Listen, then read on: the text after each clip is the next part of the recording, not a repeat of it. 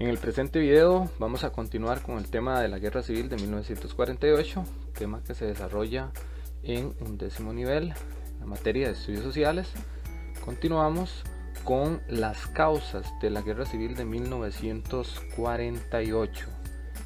Vamos a desarrollar el tema enfocado principalmente en aquellos hechos que dieron origen a la Guerra Civil y los procesos que dieron fin al conflicto armado.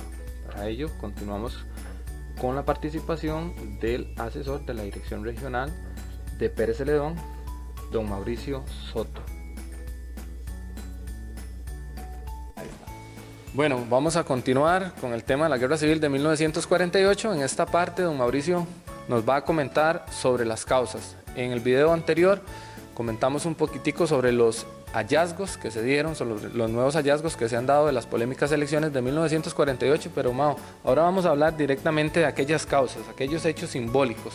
Entonces vamos a empezar a hablar un poquitico de esas agrupaciones que se habían formado en el país antes de 1948, tomando en cuenta la influencia de Figueres ya, pero sobre todo aquel pensamiento que nos había traído de México con su agrupación de la Legión del Caribe, y que era lo que se esperaba en todo Centroamérica. Sí, correcto. Bueno, primero que todo, como hablábamos en la conformación de grupos que fueron ya convirtiéndose en antagónicos desde 1942, cuando se forma el Centro para el Estudio de los Problemas Nacionales, ahí hay ya un primer semillero de ideas que indican de que el rumbo del país hay que cambiarlo, pero sobre todo es muy importante señalar esto: el proyecto político que trae Figueres es un proyecto político que va rompiendo por completo lo que había sido la Costa Rica de los 70 años previos, basado en el café, el desarrollo de un monocultivo que había asegurado una clase política y económica dominante, que era la oligarquía cafetalera, y en el caso del resto del pueblo despojado de bienes y de medios de producción que tuvieran una movilidad hacia arriba. Entonces ellos señalaban eso. Por eso es que se conforma, Figueres intenta llevarlo a un plano electoral, no lo consigue.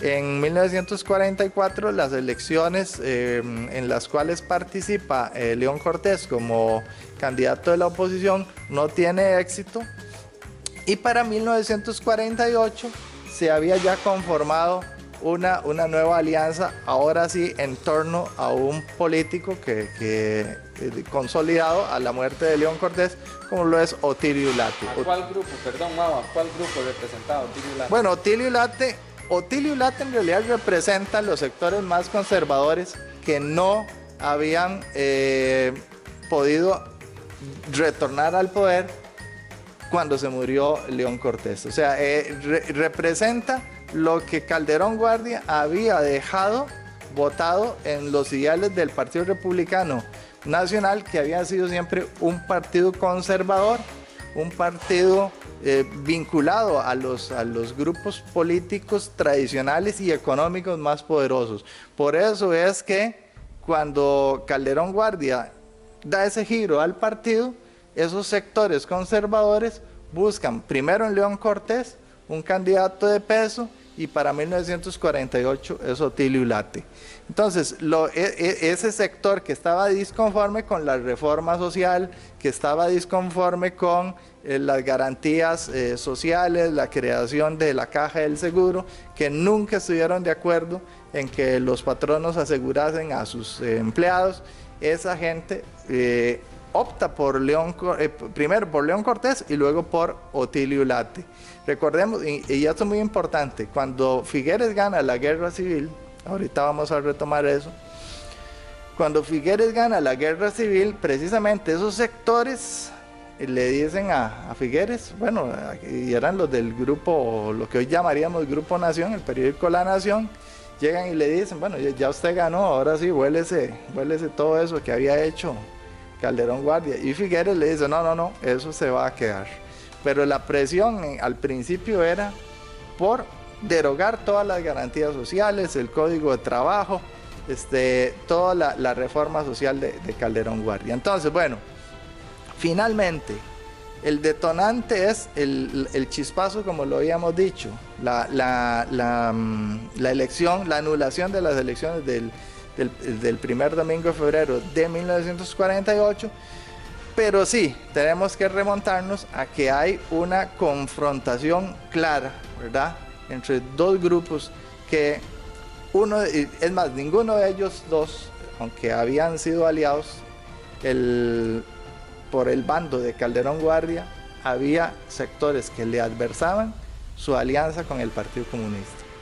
Y lógicamente, ya para 1948, la Guerra Fría ya está en marcha. Entonces, los sectores todavía más conservadores, la Embajada de Estados Unidos, veían todavía con mayor recelo que en el gobierno estuviera una alianza de calderonistas con comunistas, y por eso tampoco es que apoyaron los esfuerzos para mantenerse en el poder. Es importante eso que don Mauricio ahorita nos menciona, porque la anulación o la eliminación del Partido Comunista a partir de 1948 es una de las frases que popularmente llaman la atención a los historiadores cuando dice: se sigue manteniendo una Costa Rica democrática con la anulación del Partido Comunista, al responder a los intereses norteamericanos, ¿verdad? Porque la Constitución de 1949 trae aquel corte de muchas garantías, voto para la mujer, el Tribunal Supremo de Elecciones, Costa Rica sin ejército. Entonces somos la cara de la democracia, pero detrás de eso está la anulación de un partido por medio de la fuerza. Totalmente, totalmente.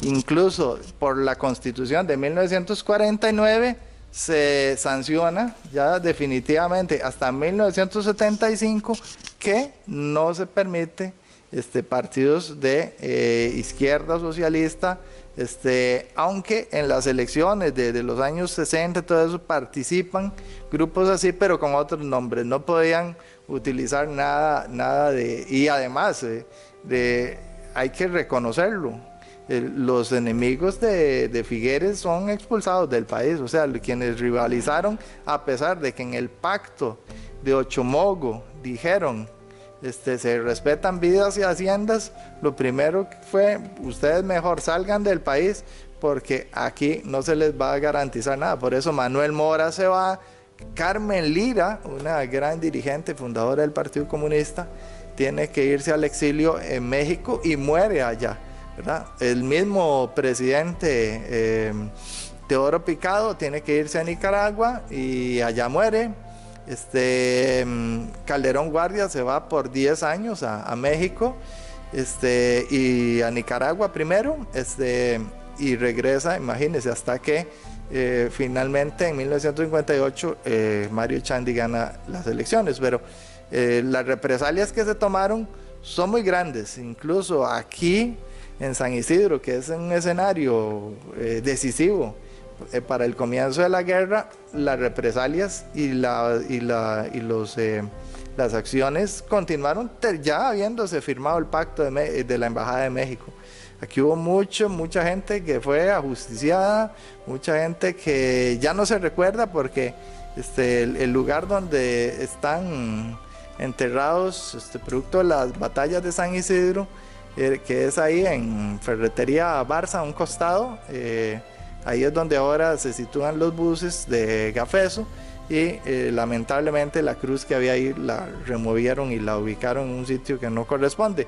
Pero lamentablemente este tipo de conflictos deja una serie de cicatrices que toman décadas para que sean superadas.